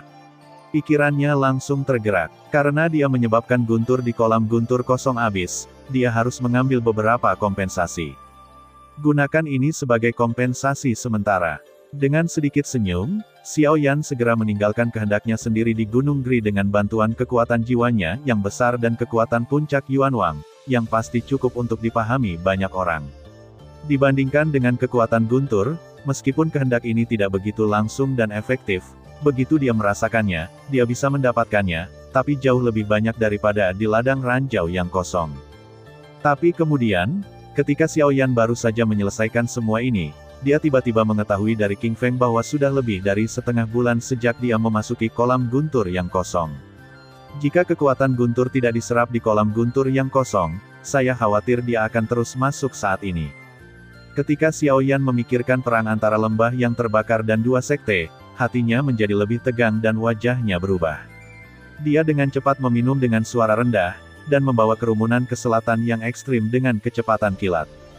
Jauh di selatan, di luar lembah yang terbakar, kedua tentara perkasa berkumpul di luar lembah yang terbakar seperti awan gelap yang besar. Matahari bersinar, dan bayangan besar menyelimuti puncak gunung dari lembah yang terbakar. Semua murid di lembah berdiri pada saat ini dan menatap langit yang jauh dengan tak percaya. Matahari menghilang. Di depan mata mereka, mereka tampak seperti bayangan manusia besar yang tidak bisa dilihat. Meskipun kita tidak dapat melihat siapa orang ini, semua murid di gunung memahami bahwa lembah yang terbakar hari ini mungkin dalam kesulitan besar. Di puncak gunung, di alun-alun yang relatif terbuka, leluhur yang membakar langit dan yang kuat di lembah berdiri di sini, dan Xiao Yixian dan yang lainnya juga menonjol. Pada saat ini, di samping Xiao Yixian, ada boneka perak. Ini adalah boneka yang didapat Xiao Yan saat menyelamatkan orang-orang di bawah. Sebelum pergi, Xiao Yan menyerahkannya kepada Xiao Yixian. Pada saat ini, sekelompok orang kuat di sekitar tidak bisa membantu menunjukkan ekspresi iri di mata mereka. Sebuah boneka di tingkat Yuan Wang mengatakan untuk memberikannya. Bahkan mereka tidak memiliki kemampuan itu. Akhirnya datang. Lao Zu dari surga yang terbakar menyipitkan matanya, menatap pasukan besar di luar lembah yang terbakar, membuka mulutnya sedikit dan berkata dengan suara yang dalam. Ini benar-benar pertarungan kali ini. Kedua sekolah elit adalah yang terbaik. Semua ekspatriat yang kuat telah dipanggil kembali. Bahkan di Aken Sekte yang kembali ke wilayah sumber dan wilayah Huayuan telah ditarik. Mereka benar-benar berniat untuk membakar aku dan basuh aku dengan darah. Wajah Li Chengsu juga menunjukkan ekspresi bermartabat. Belakangan ini, dia sibuk menelusuri gerak-gerik kedua kasus tersebut. Dia mengetahui hal-hal ini dengan sangat jelas. Begitu komentar ini keluar, yang lain di satu sisi juga mengangguk dengan sungguh-sungguh. Meskipun mereka tahu bahwa mereka akan kembali cepat atau lambat, hati mereka masih sulit untuk tenang sebelum perang. Bagaimanapun, perang ini tidak hanya terkait dengan hidup dan mati banyak orang, tetapi juga pola selatan yang ekstrim. Pada akhirnya, tidak peduli pihak mana yang menang, hasilnya akan tragis. Tuan Lembah, Tetua Xiao Yan. Kenapa dia tidak ada di sini? Tiba-tiba, seseorang tampaknya telah menemukan sesuatu yang salah. Baru-baru ini, Xiao Yan, yang sering menemani ayah yang terbakar, menghilang. Apakah itu? Memikirkan beberapa kemungkinan, banyak orang diam-diam gugup. Jika Xiao Yan benar-benar melarikan diri, bukankah itu akan menjadi pukulan besar untuk membakar lembah? Kenapa? Kamu bahkan tidak memiliki keberanian untuk bertarung tanpa dia. Mendengar pidato itu, ayah yang terbakar itu tiba-tiba tampak dingin dan mencibir. Begitu mereka mengatakan ini, wajah mereka tiba-tiba berubah. Mereka langsung membantahnya, namun hal itu menimbulkan cibiran di hati sang ayah yang membara. Orang-orang ini, pada akhirnya, masih untuk kepentingan mereka sendiri. Sangat memalukan untuk menunjukkan ekspresi seperti itu ketika mereka melihat bahwa orang yang dapat memblokir pistol untuk diri mereka sendiri tidak ada di sana. Jangan khawatir, dia akan kembali. Tampaknya untuk menghibur orang-orang ini, ayah yang terbakar tersenyum dan berkata, meskipun tidak ada dasarnya, tetapi hati lelaki tua itu masih percaya bahwa Xiao Yan akan dapat kembali ke masa lalu. Pada saat itu, mungkin perang yang tampaknya tak terkalahkan ini akan dapat menunjukkan titik balik harapan.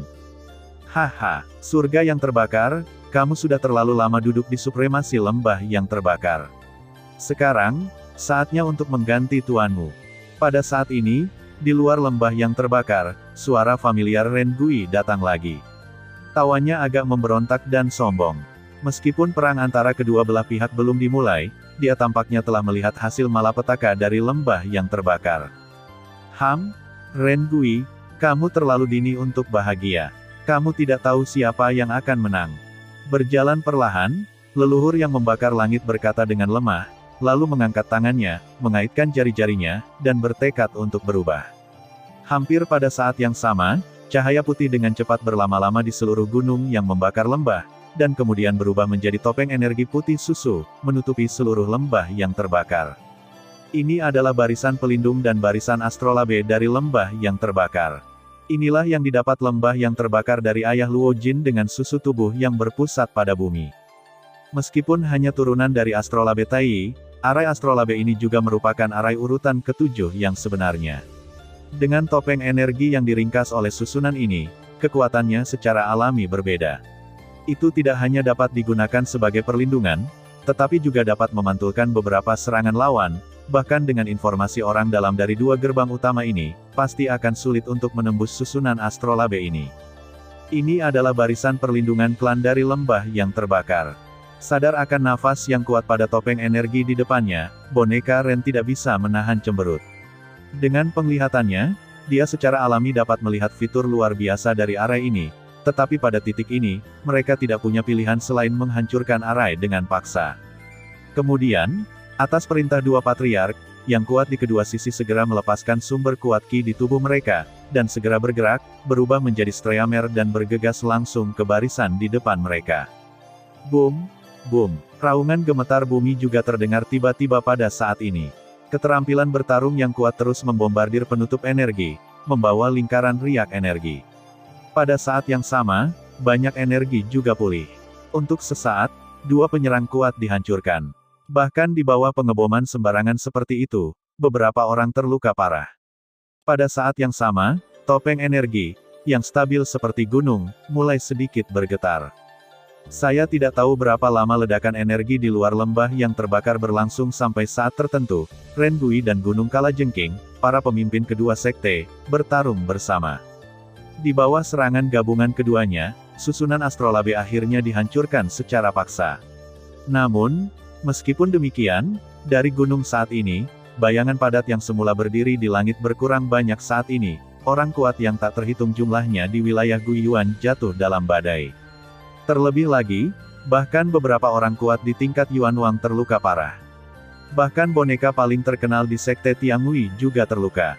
Meskipun pertempuran ini belum diluncurkan secara resmi, untuk memecahkan susunan ini, orang-orang dari kedua sekte telah menderita banyak kerusakan, yang tidak hanya mengubah wajah Ren Gui dan Gunung Kalajengking, tetapi juga berkontribusi pada banyak moral di lembah yang terbakar. Membakar langit, kamu akan membayar harga yang menyakitkan untuk ini. Ren Guileng minum dan tubuhnya bergetar. Momentum kuat milik Kaisar Sumber Bintang 7 segera menyebar dari tubuhnya.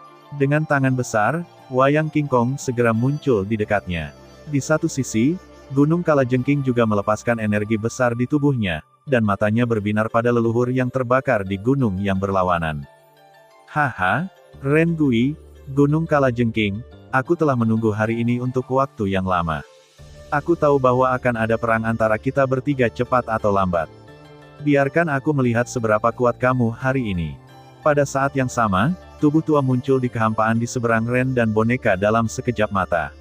Pada saat melihat ke atas, ancaman besar yang tak terlihat menyapu dari dalam keluar, dan melawan penindasan momentum yang dibentuk oleh dua kekuatan kuat, itu bahkan mengubah wajah mereka. Membakar langit Lao Suguo layak menjadi orang kuat Yuanzong. Momentum yang mengerikan seperti itu memang sangat mengerikan. Pada saat yang sama perang antara lembah yang terbakar dan dua yang kuat secara resmi dimulai, Xiao Yan juga bergegas ke arah lembah yang terbakar dengan sekelompok besar orang di belakangnya di ujung selatan. Sejak Xiao Yan meninggalkan kolam guntur yang kosong dan mengetahui bahwa dia telah berlatih selama setengah bulan, dia tidak berani menunda lagi. Hanya dalam 2 hari, mereka telah bergegas dari kota kuno yang liar ke ujung selatan. Dalam hal posisi mereka saat ini, mereka bisa mencapai lembah yang terbakar dalam waktu kurang dari 1 jam. Tetapi setelah mengatakan itu, ketika Xiao Yan dan yang lainnya mendengar bahwa 2 kasus telah meluncurkan pertempuran yang menentukan melawan lembah yang terbakar di jalan, mereka menjadi lebih cemas. Akhirnya, setelah Xiao Yan menjelaskan arah umum lembah yang terbakar ke King Feng, dia meninggalkan tim terlebih dahulu dan membuang langkah Tianjue dan sayap gajah dengan kecepatan penuh, berharap untuk sampai ke lembah yang terbakar sebelum perang antara lembah yang terbakar dan 2 perang. Pada saat yang sama, perang antara lembah yang terbakar dan kedua sekolah juga berlangsung dengan sengit. Di lereng bukit, orang-orang kuat di Yuanjing dan Yuanjing di kedua sisi hampir berkumpul, dan tangisan pembunuhan terus berdering. Gas sumber menembak, dan bayangan manusia kacau. Dari waktu ke waktu, orang kuat akan jatuh dari gunung, atau terluka parah atau mati. Selain itu, langit yang jauh secara kasar dibagi menjadi 3 lingkaran pertempuran. Raja sumber dari kedua belah pihak secara alami bertarung bersama. Meskipun jumlah raja sumber di lembah yang terbakar tidak dominan, itu lebih baik daripada kekuatannya. Ditambah dengan kekuatan ledakan dari seni bela diri atribut api, kedua belah pihak juga bertarung dalam ayunan penuh untuk sementara waktu, dan hal yang sama berlaku di lingkaran pertempuran Kaisar Sumber. Ada 3 Kaisar Sumber di lembah yang terbakar, kecuali Penatua Li Chengsu, yang merupakan Kaisar Sumber Bintang 6, 2 lainnya juga Kaisar Sumber Bintang 4, dan kekuatan mereka tidak dapat diremehkan. Selain 1 orang kuat Yuan Huang dari Tiangui Zong dan Wan Ximen, ada juga boneka King Kong. Ketiga orang itu menghadapi 3 lawan level Yuan Huang secara bersamaan. Secara alami, tekanannya tidak kecil. Selain Penatua Besar Li Chengsu, yang memiliki kesempatan untuk bernapas, dua lainnya ditekan oleh kematian. Saya khawatir mereka tidak dapat mendukung untuk waktu yang lama. Dalam seluruh pertempuran, tentu saja, pertempuran antara leluhur yang membakar langit dan Gunung Kalajengking Rengui adalah yang paling menakjubkan. Rengui memegang pisau besar berwarna emas dan menyuntikkan gas sumber ke dalamnya. Ketika tangannya melambai dengan cepat, kekosongan yang tak terlihat dengan mudah terkoyak. Sulit membayangkan bahwa jika pisau ini jatuh pada orang, pisau itu harus dipotong menjadi dua dalam sekejap. Di sisi lain, Gunung Kalajengking juga memiliki rantai tulang aneh dengan duri di sekujur tubuhnya. Di satu ujung ada pedang pendek dan di ujung lainnya ada sabit hitam yang dicat. Di bawah kendalinya, rantai itu dipelintir seperti makhluk hidup. Itu telah diputar beberapa kali dalam kehampaan. Ketika leluhur tua yang terbakar memblokir pisau boneka apapun, itu akan tiba-tiba menonjol dari belakangnya, dia memotong tenggorokannya ke leluhur tua yang terbakar. Jika dia tidak mengandalkan kultivasi yang kuat dari tingkat klan sumber, saya khawatir leluhur tua yang terbakar akan terbunuh oleh upaya bersama dari kedua orang itu. Tentu saja, selain serangan sengit kedua orang ini, serangan boneka King Kong adalah yang paling bermartabat. Serangan boneka King Kong sangat sengit dan sombong. Begitu dia memukulnya, bahkan ayah yang terbakar tidak tahan. Belum lagi campur tangan terus-menerus dari boneka Ren dan Gunung Kalajengking, bahkan lebih sulit untuk menghancurkan boneka itu. Dan, beberapa pisau jatuh satu demi satu, tetapi mereka ditangkap oleh ayah yang terbakar dengan tangan kosong. Kali ini, bahkan dengan kekuatan apinya yang ganas, dia menggabungkan bilah dari pisau besar itu. Sementara wajah boneka Ren berubah secara dramatis, ayah yang terbakar tiba-tiba maju dan jatuh di dadanya. Dengan percikan darah, hawa dingin di belakangnya melonjak lagi. Sementara dia menghindar ke samping, sebuah pedang pendek terbang mendekati telinga ayah yang terbakar, dan suara tajam itu bahkan membuat kulit di wajah lamanya berasap tak terkendali.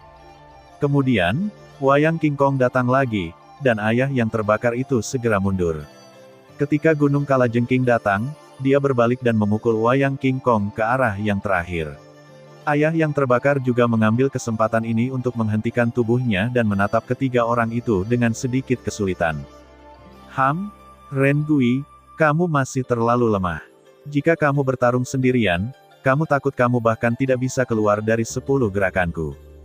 Sambil sedikit terengah-engah, membakar langit, Lao Zu berkata dengan senyum dingin. Membakar langit, aku akui aku tidak sebaik kamu, tapi hari ini, kamu membakar lembah yang terbakar pasti akan berdarah. Setelah ditampar oleh ayah yang terbakar, orang ini tidak terluka parah, tetapi dia tidak terluka parah. Ketika suaranya jatuh, matanya tertuju pada orang-orang kuat dari kedua belah pihak yang bertarung dengan sengit di bawah. Dia tidak bisa menahan senyum, dan senyum di sudut mulutnya menjadi semakin ganas. Haha, dengan levelmu, kamu juga ingin membunuhku dan membakar lembah yang terbakar. Mendengar pidato itu, leluhur yang membakar langit tidak bisa menahan cibiran, tetapi suasana di lubuk hatinya bermartabat. Dia bisa berpikir bahwa orang ini tidak berarti orang-orang kuat yang hadir. Akan sangat sulit untuk memenangkan Burning Valley dengan mengandalkan orang-orang ini sendirian, tetapi jika itu adalah mereka. Gaga, membakar langit, saya secara khusus menyiapkan hadiah untuk Anda hari ini. Saya dapat mengakui bahwa saya bukan lawan Anda. Saya bisa juga mengakui bahwa orang-orang ini saja tidak dapat dengan mudah menghancurkan lembah yang terbakar.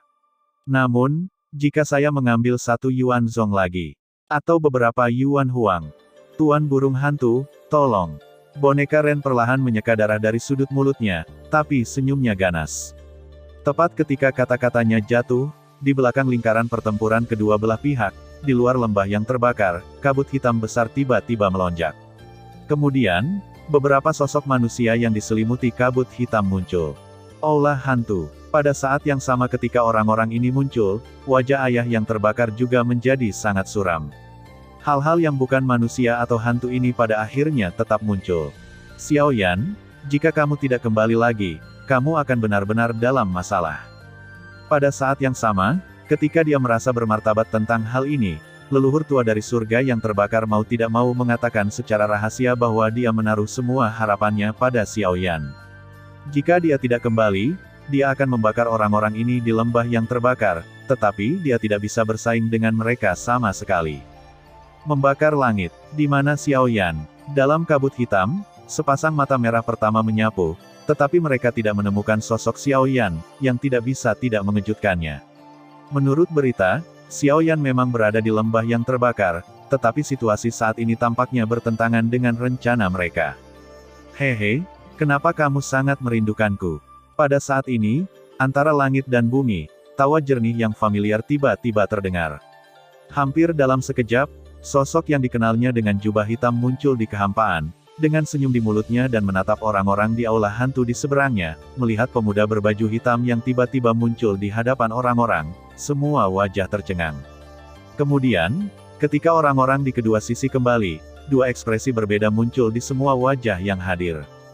Melihat kembalinya Xiao Yan, sisi lembah Fengyan secara alami memiliki tampilan ekstasi. Mereka telah melihat kekuatan tempur mengerikan yang terakhir dengan mata kepala sendiri. Selama Xiao Yan ada di sana, yang disebut Raja Sumber dan orang kuat dari dua sekte ini adalah sia-sia. Sebaliknya, dalam dua kasus, ketika mereka melihat Xiao Yan keluar, semua wajah mereka tanpa sadar menunjukkan ekspresi panik. Adegan 1 bulan yang lalu muncul kembali di benak mereka. Dibandingkan dengan orang-orang yang membakar lembah Yan, mereka pasti tahu lebih banyak tentang kekuatan perang teroris Xiao Yan. Lagi pula, mereka juga mengalaminya secara pribadi. Sejauh yang mereka ketahui, beruntung bisa hidup di bawah palu berat Xiao Yan. Beraninya kau menghadapinya lagi. Sekarang, melihat kembalinya dewa pembunuh ini, tubuh semua orang secara tidak sadar mundur ke belakang. Adegan lucu ini menarik tatapan mengejek di wajah banyak orang kuat di lembah Shaoyan. Pada saat yang sama, senyum muncul di wajah tua leluhur Shao Tian yang melihat Xiao Yan kembali dari ketinggian. Ketika Xiao Yan kembali, tekanan di hatinya secara alami sedikit berkurang. Setidaknya sekarang, ketika menghadapi orang-orang ini di aula hantu, dia selalu memiliki dasar di dalam hatinya. Meskipun dia tidak tahu mengapa, selama Xiao Yan hadir, dia akan selalu merasa bahwa masih ada kesempatan untuk menjadi lebih baik. Orang sepertimu akan selalu terlihat seperti orang tanpa hantu dan hantu. Jika kamu tidak menyingkirkanmu, benua ini tidak akan pernah hidup damai. Ketika telapak tangannya terangkat dari udara tipis, penggaris gelap besar tiba-tiba muncul di telapak tangan. Pada saat yang sama, napas tajam juga menyebar keluar dari tubuh Xiao Yan, membentuk gulungan angin di sekitar tubuhnya dan menyapu tikar.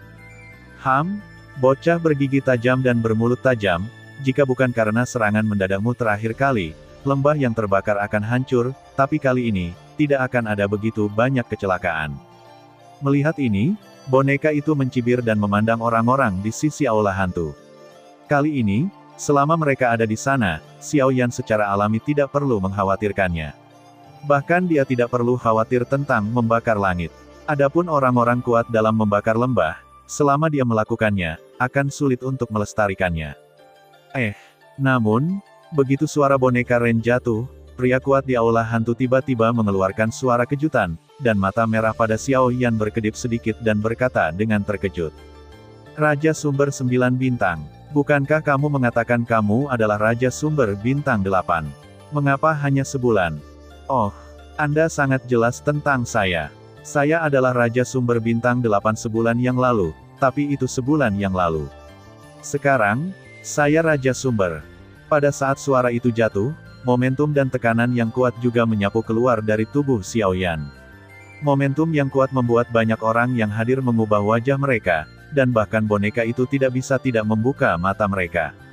Meskipun momentum dan tekanan ini tidak dapat mengancamnya, Xiao Yan tiba-tiba mempromosikan kultivasinya dari Raja Sumber Bintang 8 ke puncak Raja Sumber dalam waktu 1 bulan. Kecepatan kultivasi ini, tapi itu terlalu menakutkan. Anak baik, aku menerobos lagi. Tidak sampai saat ini Shao Tian Laozu memperhatikan perubahan napas Xiao Yan. Bahkan jika dia tidak bisa menahan tawa, wajahnya penuh kegembiraan. Sekarang, tidak peduli siapa yang membuat terobosan dalam kultivasi di lembah Shaoyan, itu adalah hal yang hebat. Terlebih lagi, kultivasi Xiao Yan telah menembus ke puncak Yuanwang. Jika Anda bekerja sama dengan kekuatan tempurnya yang kuat, saya khawatir bahkan yang kuat di level Yuan Huang dapat bertarung, yang merupakan bantuan besar lainnya. Maaf, itu sebabnya aku tidak kembali sampai sekarang. Untungnya, tidak ada yang terjadi pada semua orang. Xiao Yan baik dan tidak bisa tidak menunjukkan permintaan maaf setelah mendengarkan kata-kata leluhur yang membakar langit. Yang pertama tersenyum dan melambaikan tangannya dengan ekspresi acuh tak acuh. Ini hanya terobosan ke puncak Yuan Wang. Ini adalah hasil yang sama di kedua sisi. Tidak peduli apa yang kamu lakukan hari ini, kamu harus kembali bersama kami.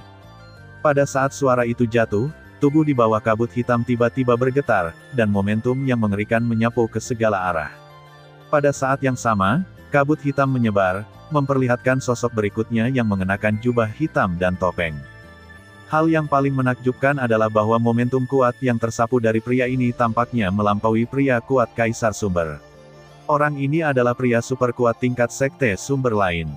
Di belakangnya, dua kuil hantu kuat lainnya juga melepaskan napas tubuh mereka pada saat yang sama, seperti dua Kaisar Sumber, satu sekte sumber, dan dua Kaisar Sumber. Setelah barisan seperti itu berpartisipasi dalam tim dua sekte, itu akan menjadi pukulan besar bagi sisi lembah panas yang terbakar. Gaga, Xiao Yan, bakar langit. Hari ini adalah waktumu untuk mati. Tawa aneh yang tajam keluar dari mulut Ren Gui lagi. Kemudian hatinya tergerak. Boneka King Kong segera melintas di depan Xiao Yan.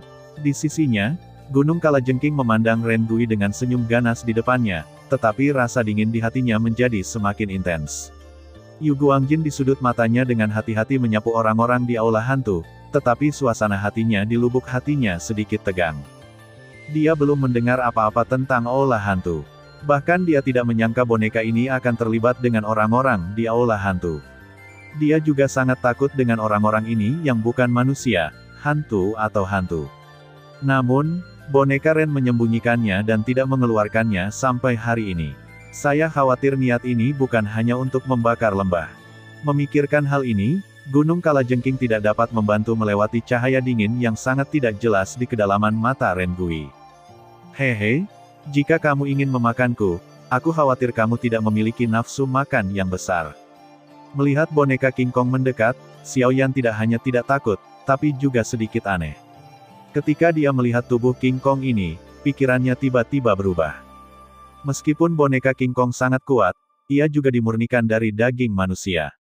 Pada akhirnya, sangat penting untuk memiliki tas kulit itu, jadi. Telapak tangannya terangkat sedikit, tetapi dengan kepulan, api merah perlahan mekar di telapak tangan Xiao Yan, membentuk teratai api yang indah. Nyala api di kelopak teratai melompat seperti makhluk hidup. Itu tampak fleksibel. Pada saat nyala api, suhu antara langit dan bumi juga meningkat tajam saat ini, wajah banyak orang di lapangan juga berubah.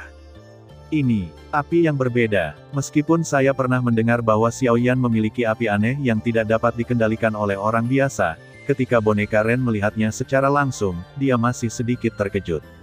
Tentu saja, pada saat yang sama, untuk kekuatan paling sombong di dunia, tidak ada yang akan tergerak olehnya. Namun, Xiao Yan mencemooh ini dan mengabaikan mata gelap pihak lain. Dengan cengkeraman keras di telapak tangannya, api di telapak tangannya meledak dan berubah menjadi nyala api di langit, menyapu ke empat arah. Secara alami, nyala api tingkat ini tidak dapat melukai orang-orang kuat yang hadir. Namun, ketika jatuh di atas boneka-boneka itu seperti kayu bakar kering yang menghadapi api. Dalam sekejap mata, itu menyala terang. Terutama di bawah kendali Xiao Yan yang disengaja, api merah itu menyebar sangat cepat, bahkan tak terbantahkan. Di bawah nyala api industri Lotus Merah, semua boneka yang hadir bergetar dan berkedut tanpa sadar. Akhirnya, semua orang yang hadir hanya bisa menyaksikan boneka mereka meleleh di bawah nyala api yang berbeda. Akhirnya, semua badan besi dan baja meleleh menjadi genangan besi cair. Melihat boneka King Kong, meskipun juga dilebur oleh api yang berbeda, itu adalah keberadaan teroris yang sebanding dengan puncak Kaisar Sumber. Ditambah dengan aksi wayang yang masuk bisa memadamkan api. Namun, rao begitu, wayang King Kong hanya memiliki tubuh yang patah. Bahkan jika dia bisa bertarung lagi, kekuatannya akan sangat berkurang. Pada saat ini, boneka King Kong yang sebanding dengan puncak Kaisar Sumber benar-benar ditinggalkan. Xiao Yan, Xiao Yan, Xiao Yan, hari ini, aku akan membunuhmu sendiri. Ketergantungan terbesarnya hancur. Bagaimana mungkin boneka Ren tidak marah? Sementara sumber gas di tubuhnya melonjak liar, seluruh tubuhnya bergetar tak terkendali, dan wajahnya menjadi merah. Ketika dia marah dan ingin bertarung, Xiaoyan melambaikan tangannya yang besar, sebuah cahaya tiba-tiba menyapu, dan tinju menghantamnya dengan keras. Ini Beiwang, tidak diragukan lagi. Raja Utara, bunuh dia. Terima kasih sudah mendengarkan kakak, semua cerita sudah Mimin simpan di playlist supaya bisa kakak ikuti. Jangan lupa subscribe dan share channel Mimin ke teman-teman kakak. Terima kasih.